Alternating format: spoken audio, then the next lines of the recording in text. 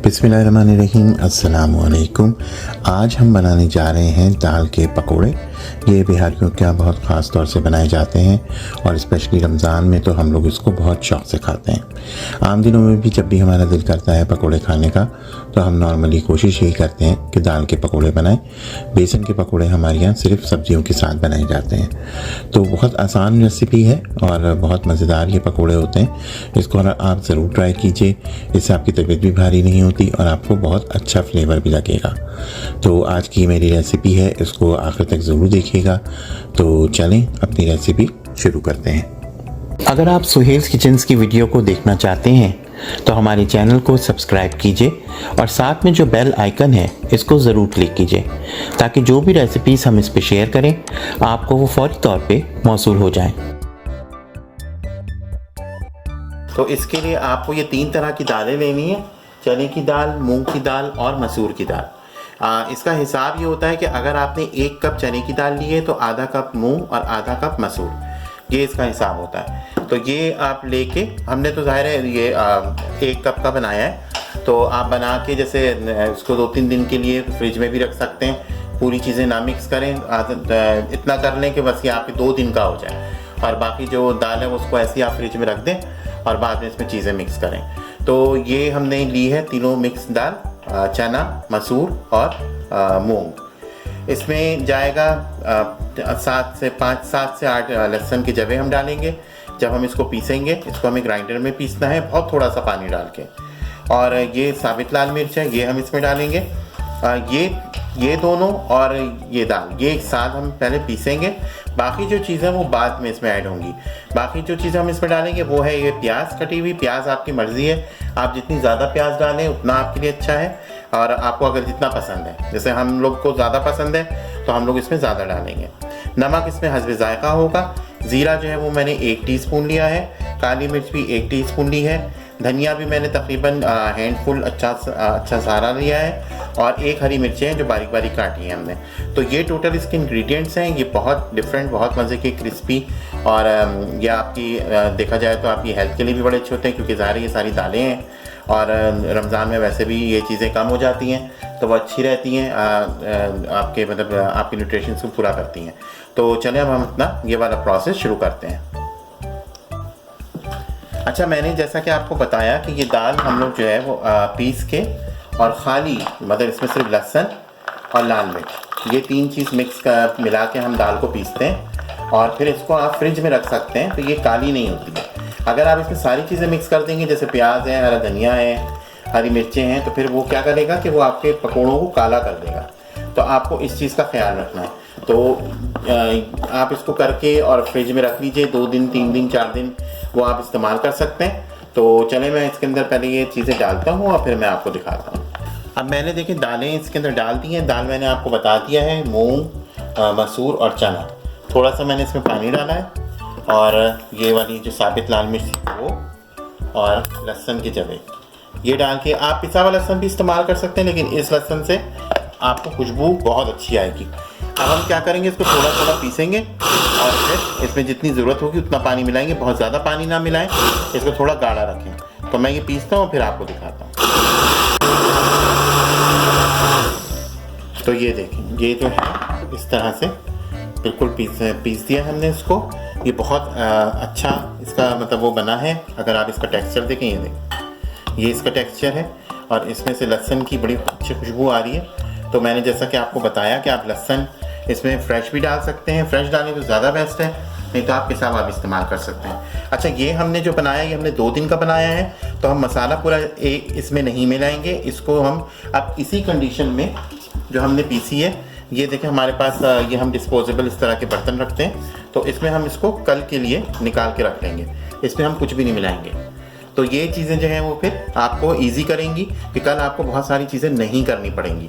तो अब ये मैं इसको पहले ट्रांसफ़र करता हूँ प्याले में और फिर आपको दिखाता हूँ।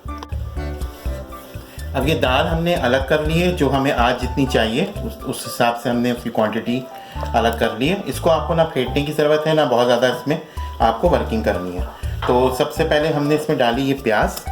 प्याज का भी मैंने आपको बता दिया, आप जितनी ज़्यादा प्याज डालेंगे उतना अच्छा ही आपके पकोड़े मज़े के बनेंगे। तो ये प्याज हमने डाली। और अच्छा, प्याज का भी ये है कि आपकी मर्ज़ी है, जिस तरह की भी काटें वो आप डाल सकते हैं। नमक जो है वो हस्बे ज़ायक़ा होगा। साबित सफ़ेद ज़ीरा इसमें जाएगा। और काली मिर्च जो है वो मैं थोड़ी सी रोकूंगा अभी, क्योंकि मुझे लग रहा है दाल के हिसाब से काली मिर्च होनी चाहिए। तो ये चीज़ें हमने इसमें मिक्स की। अब आप ये देख लें कि ये कितने आसान पकोड़े होते हैं और ये बहुत मज़े के पकोड़े होते हैं। आप ये बनाएंगे तो आपको फिर बेसन के पकोड़े इसके मुकाबले में ये वाले बहुत बेहतर लगेंगे बेसन के मुकाबले में। और ये हमने इसमें डाला क्योंकि बेसन का जो पकोड़े होते हैं उससे आपकी तबीयत भारी हो जाती है, ये वाले पकोड़ों से आपकी तबीयत भारी नहीं होती है। हरा धनिया और हरी मिर्चें ये भी हमने इसमें डाल दी और इन सबको अब मैंने अच्छे से मिक्स कर देना है। इसमें हम पिसी हुई लाल मिर्च भी नहीं डालते हैं, क्योंकि जब आप पिसा हुआ मसाला तलने की चीज़ों में बहुत ज़्यादा डालेंगे, जैसे ये पकोड़े में, तो आपके पकोड़ों का कलर जो है वो काला होगा, तो इसलिए जो है वो इसको हमें नहीं डालना। तो ये हमारा जो है वो पकोड़ों का बेस रेडी हो गया। अब हम इसको फ्राई करेंगे।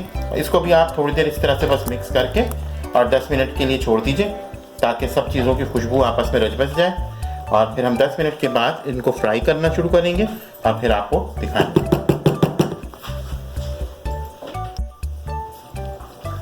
हमने पकोड़ों में सारी चीज़ें मिक्स कर दी थी और इनको हमने थोड़ी देर के लिए रख दिया था। अब तेल हमने गर्म करने के लिए रखा हुआ था, तेल बिल्कुल गर्म हो चुका है, इसका बिल्कुल सही टेम्परेचर है। अब हम इसमें पकोड़े डालेंगे और इनको तलना शुरू करेंगे।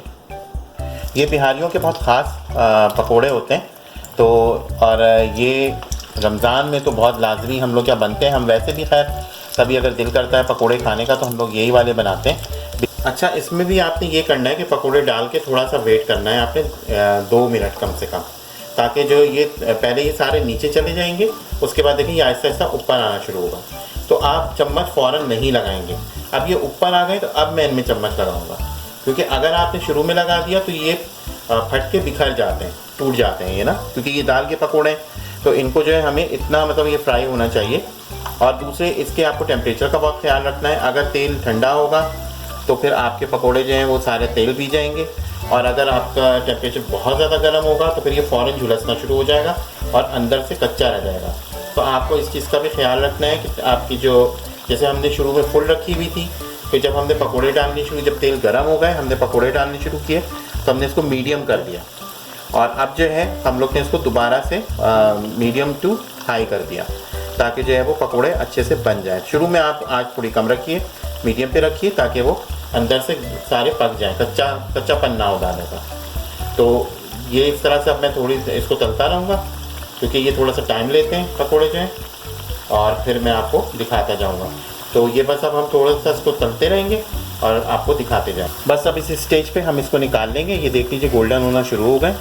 तो ये थोड़े से गोल्डन करने पे ही हम इसको निकालते हैं कि क्रिस्पी भी हो, और मतलब ऊपर से क्रिस्पी हो, अंदर से नरम हो, कच्चापन भी ना हो इनके अंदर। तो ये बिल्कुल तैयार है निकलने के लिए। तो बस हम इसको निकाल डिश आउट करते हैं और फिर आपको दिखाते हैं। तो ये हमने पकोड़े जो हैं वो डिश आउट कर दिए। इनको आप किसी भी तरह के सॉस के साथ, जैसे हरे धनिया पुदीने की चटनी है, केचप है, लाल मिर्च की चटनी है। हम लोग नॉर्मली जो बिहारी लोग हैं वो इसको फ्रूट चाट के साथ सर्व करते हैं, क्योंकि फ्रूट चाट के साथ इसका मज़ा डबल हो जाता है। तो जिन लोगों ने इसको इस तरीके से खाया हुआ है उनको ये चीज़ मेरी समझ में आई होगी कि मेरा क्या मतलब है कहने का। तो आप इस तरह से ये पकोड़े बनाइए। मैंने जो आपको रेसिपी बताई, जो तरकीब बताई कि आधा बना के और उसमें चीज़ें नहीं मिलाएं, सिर्फ लहसुन लाल मिर्च मिला के पीस के और उसको आप फ्रिज में रख दें और अगले दिन फिर उसको यूज़ कर लें। तो ये बस इतना बनाइए जितना आपको आज ज़रूरत है, ज़्यादा पुराना करके बासी करके इसको ना खाएं। तो मुझे उम्मीद है कि ये रेसिपी आपको जो है वो अच्छी लगी होगी, और अपने इर्द गिर्द के लोगों का, अपने ख़ास तौर से बुज़ुर्गों और बच्चों का बहुत ख्याल रखिए। और जल्द आपके पास दोबारा से एक नई रेसिपी लेके आएंगे। इसकी असल में मेरे पास फरमाइश काफ़ी थी कि दाल वाले पकोड़े बताएं, तो इसलिए मैंने आपको जितनी जल्दी हो सका ये बताया है। तो एंजॉय करें और दुआ करें, सबको दुआओं में याद रखें और अच्छे अच्छे काम करें, नेकियां समेटें, नेकियां फैलाएं। तो इंशाअल्लाह बहुत जल्द आपसे अगली रेसिपी में मिलते हैं। जब तक के लिए अल्लाह हाफ़िज़।